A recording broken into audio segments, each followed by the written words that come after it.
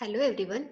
I am Professor S.N. Mane, Assistant Professor Process and Food Engineering, Department of Kekewa College of Agriculture Engineering and Technology, Nashik. Today we will learn about cooling of horticulture commodities. Remaining methods of pre-cooling we will learn in this chapter. So in previous lecture we learned what is meant by pre-cooling, what are the importance of pre-cooling, then some of the methods we have covered in previous lecture. Now what are the remaining methods like top or liquid icing, then evaporative cooling, vacuum cooling or the ice bank cooler. These are some of the remaining pre-cooling methods we will see in this lecture. So first of all we will see top or liquid icing. Now in this method, medium to be used for the pre-cooling is the ice. This method, it is effective method for the pre-cooling of those commodities which are dense and the palletized packages and which are difficult to cool with the help of forced air. So here we are using ice for the cooling of commodities. Now what happened in this method? Here in the top icing, crushed ice it is added to the container over the top of the produce either by the hand or machine. For the liquid icing, slurry of the water and the ice it is injected into the produce packages through the vents or the handholds without opening the packages and removing the packages from the pallets. See here in these methods we don't need to open the packages and remove these packages from the pallets. Just we have to keep the slurry of water or the ice over the packages through the vents or the handholds. It works well with the high respiration commodities like sweet corn and broccoli.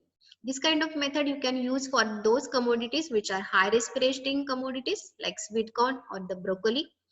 This method, it will cool your produce.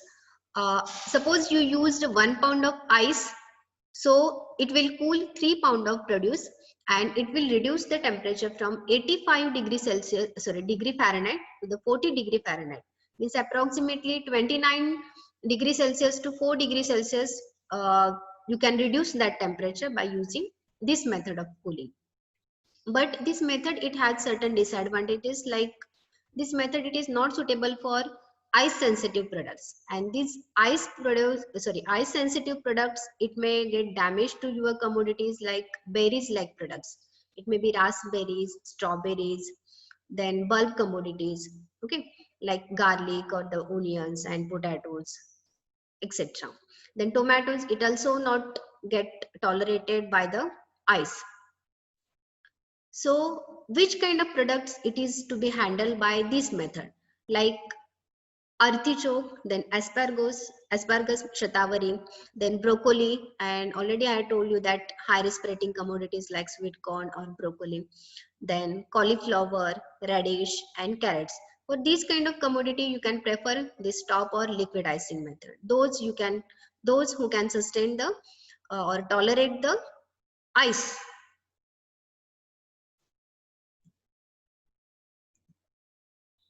So this is all about the top and liquid icing method. So next method it is the vacuum cooling.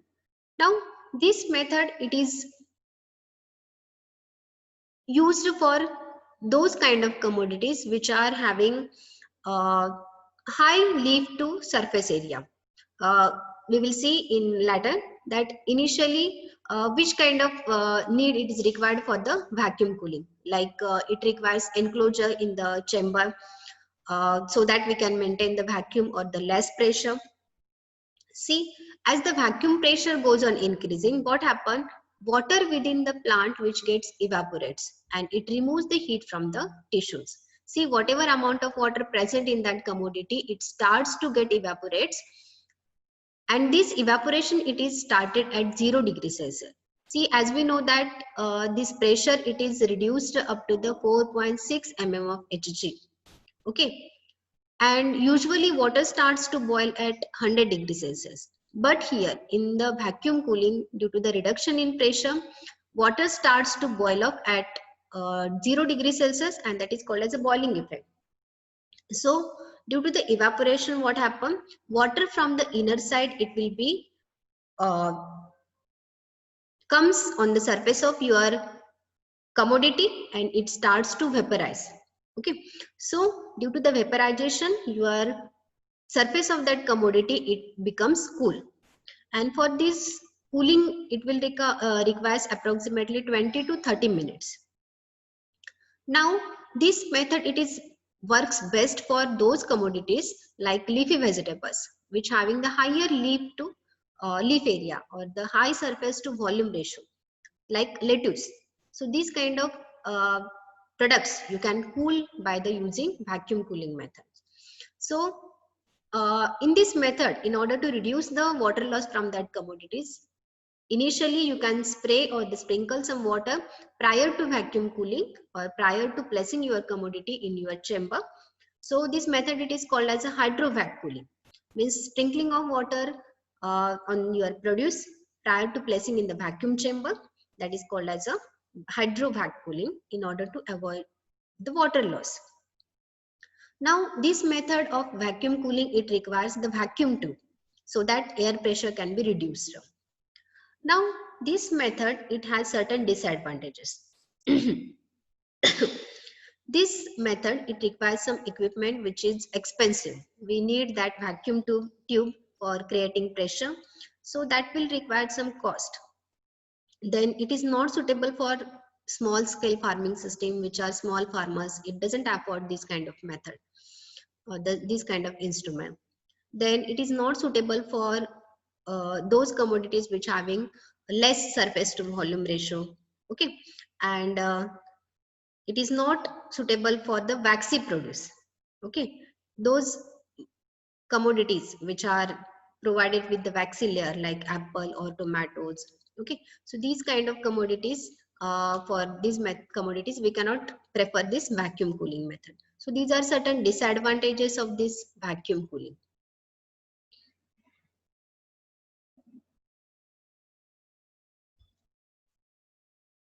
See, this is the picture of vacuum cooler. See here, your pallets of packed produce, it is placed in the vacuum chamber. Here there is the pressure gauge has shown how much pressure it is maintained in that room. We have to maintain approximately 4.6 mm of entry pressure. So this is the valve for the maintaining or regulating the pressure. And then this is the vacuum pump. Compressor has given, evaporative condenser has given, then refrigerating coil in order to condense the water vapor. Whatever water vapors after evaporation, it will be collected and it get converted into the water. This is the drip pan for collecting condensed water. So this is all about the vacuum cooler. Then next method is the ice bank cooler. Now what is this method? It is the new development in the refrigeration system with the positive ventilation. Now in this method, ice cool air, it is forced through the boxes which are containing your horticulture produce. Then that's why it will facilitate the quicker cooling and the large amount of heat will be removed within very short period. So we have to just pass the ice cool air which is passed over the ice, that is passed through the commodities which are placed in your container, so that it will maintains approximately temperature of 0.5 to 0.8 degrees Celsius and with the with the relative humidity of 90%. So this method you can also prefer. So it doesn't require any cost or all the things. Just you need ice and you have to pass the air over that ice. Okay, for that cooling you need some fans so that you can artificially regulate the supply of that air inside that room. Then next method is the evaporative cooling. Now evaporative cooling, this method, it is based on the just we have to pass the dry air over the wet surface. So it is very simple process in which you are passing dry air, or this dry air it gets cooled by blowing it across the wet surface. Now this method it is suitable for those area which it is having less relative humidity, but which are provided with some good source of water supply. Now here commodity it is get cooled by either humidified cold air or by misting with water and then blowing dry air over the fruit. Now on the basis of this evaporative cooling, PUSA zero energy cool chamber ZECC, it is based on this working principle of the evaporative cooling. And this method it is suitable for the warm season crops like tomato, eggplant means brinjal, then cucumber and the peppers means sweet pepper or the capsicum. Now this method it having disadvantages, that is cooling it is limited by the water holding capacity of the air. Now we will see exactly what is the zero energy cool chamber and how it acts, or how it will works. See, these are some pictures how it is going to be prepared. See, at the bottom side you have to prepare base of that chamber with the help of all these materials are locally available materials, means this zero energy cool chamber it is made from the locally available material, that is sand, then bricks, then twigs or the leaves of the plants, then bamboo, you can use the bamboo twigs. Okay, so all these things, or the grass, so all these things are local available material with the minimum cost. So you can use this kind of structure for cooling your commodity or storing your commodity for the longer period. Here approximately 90% humidity it is maintained with the minimum temperature below 10 degrees Celsius. You can maintain this temperature, and shelf life of commodity it is uh, double than the room temperature, means approximately 15-20 days, or within, or for the even more than 1 month you can store different kinds of commodities. Okay, just you need the proper supply of water. Okay, now this structure it is constructed by constructing two layers of bricks. Okay, and within these two layers you have to place sand, and at the inner side of the uh, structure also you have to keep the 10 to 12 centimeter of that sand. Okay, and this sand it should be provided with continuous supply of water. You can use the drip system for providing the water to that structure, so that the less temperature or the cold atmosphere it should be created in that structure.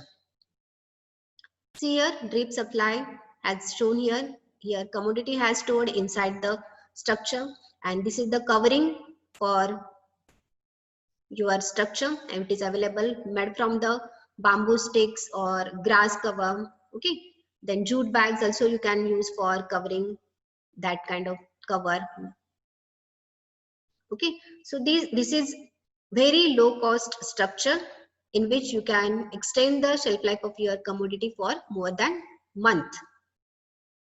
a month. So this is all about.